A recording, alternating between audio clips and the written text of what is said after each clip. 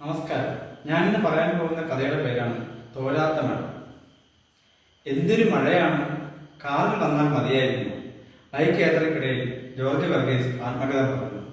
അദ്ദേഹം വണ്ടി സൈഡിൽ ഒതുക്കി ഒരു കടവരാന്തയിലേക്ക് കയറി നിന്നു.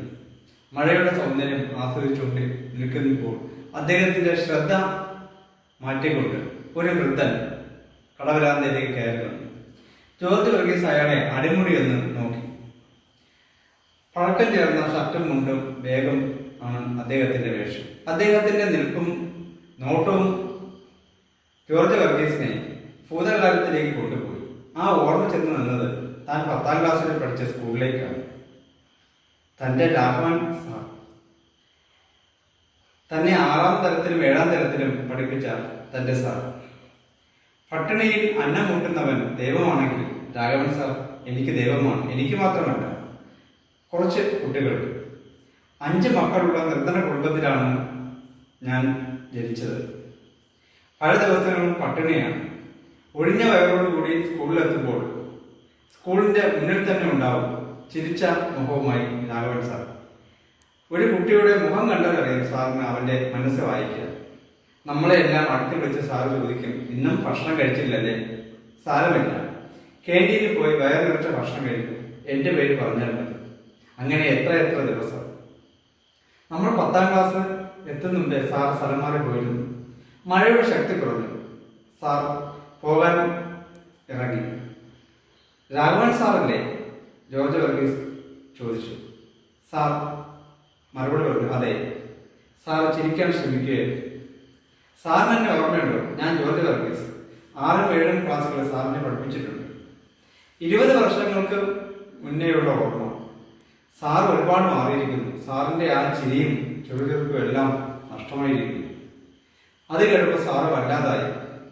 സാറ് പറഞ്ഞു, ഞാൻ ഒരുപാട് ദുരന്തങ്ങളിലൂടെ കടന്നുപോയ ജീവിതമാണ് എന്റേത്. വൈകിയുള്ള ജോലിയും വിവാഹവും, 3 കുട്ടികൾ. മൂത്തയാൾ പെൺകുട്ടി, ബാക്കി 2 ആൺകുട്ടികൾ. മോൾക്ക് കയ്യിലും കാലിലും വൈകല്യമുണ്ട്.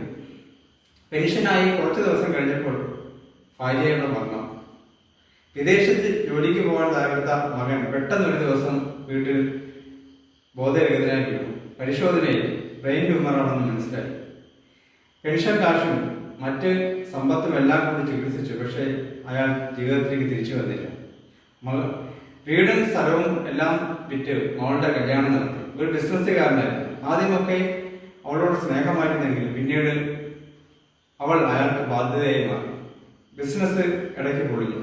അദ്ദേഹം അവരെ ഉപേക്ഷിച്ച് ഇങ്ങോട്ടോ പോയി. ഒരു വിവരവുമില്ല. അവൾക്കൊരു മകൾ കൂടിയുണ്ട്. ഇപ്പോൾ 2 പേരും എൻ്റെ സംരക്ഷണയിലാണ്. ഞാനിവിടെ അടുത്തൊരു വാടക വീട്ടിൽ താമസിക്കുന്നു. സാറിന് ഒരു മകൻ കൂടി ഉണ്ടെന്നല്ലേ പറഞ്ഞത്? ആ ചോദ്യം കേട്ട് സാർ വല്ലാതെ വിഷമിച്ചു. ആകെ പ്രതീക്ഷ അവനിലായിരുന്നു. 10 വർഷം മുമ്പ് ക്യാമ്പസിനടുത്ത് വെച്ചുള്ള ഒരു കാർ അപകടത്തിൽ അവൻ മരിച്ചു. അവനെ ഇടിച്ചിട്ട വണ്ടി നിർത്താതെ പോയി. രക്തം വാർന്ന് റോഡിൽ ഒരുപാട് നേരം കിടന്ന് മരിക്കുകയായിരുന്നു. ആ കാറിടിച്ച ആൾ അല്പം കരുണ കാണിച്ചിരുന്നെങ്കിൽ എൻ്റെ മകനിന്ന് ജീവിക്കുമായിരുന്നു. അത് വളരെ ഞെട്ടലോടെയും വിറയലോടെയാണ് ജോർജ് വർഗീസ് കേട്ടത്. ദൈവമേ, ആ കാതലൻ താൻ തന്നെയാണ്. അന്ന് മദ്യലഹരിയിൽ വാഹനം ആ ചെറുപ്പക്കാരനെ ഇടിച്ചു തെറിപ്പിച്ചത് ഞാൻ തന്നെയാണ് ഓടിച്ചിരുന്നത്. ജോർജ് വർഗീസ് വല്ലാതെ. മഴ തോന്നുന്നു. സാർ ഇറങ്ങാൻ തുടങ്ങിയപ്പോൾ ജോർജ് വർഗീസ് തന്റെ പേഴ്സിൽ നിന്ന് ഒരു വിസിറ്റിംഗ് കാർഡ് സാറിന് കൊടുത്തു. സാറിന് എന്ത് കാര്യത്തിനും ഇതിലെന്റെ നമ്പറുണ്ട്, അതിൽ വിളിക്കാം. സാർ അത് അലക്ഷ്യമായി ആ കാർഡ് വാങ്ങി നോക്കി. ജോർജ് വർഗീസ് പൊതുമരാമത്ത് വകുപ്പിൽ ചീഫ് എഞ്ചിനീയറാണ്. സാർ ഒന്നും മിണ്ടാതെ നടന്നുപോയി. ആ റോഡിന്റെ സൈഡിലെ ഓടയിലേക്ക് ആ കാർഡ് വലിച്ചെറിയുന്നത് ജോർജ് വർഗീസിന് കാണാൻ പറ്റും. ജോർജ് വർഗീസ് തന്നോട് തന്നെ വെറുപ്പ് തോന്നി. തന്റെ കരുണയില്ലാത്ത മനസ്സാണ് അദ്ദേഹത്തിന് ഇത്രയും വലിയ ദുരന്തം ഉണ്ടായിക്കൊടുത്തതിൽ ഒരു കാരണം. കുറച്ച് ദിവസങ്ങൾക്ക് ശേഷം ജോർജ് വർഗീസിന്റെ ഓഫീസിലേക്ക് ഒരു ലെറ്റർ വന്നു. ആ ലെറ്റർ അദ്ദേഹത്തെ ശരിക്കും ഞെട്ടിച്ചു.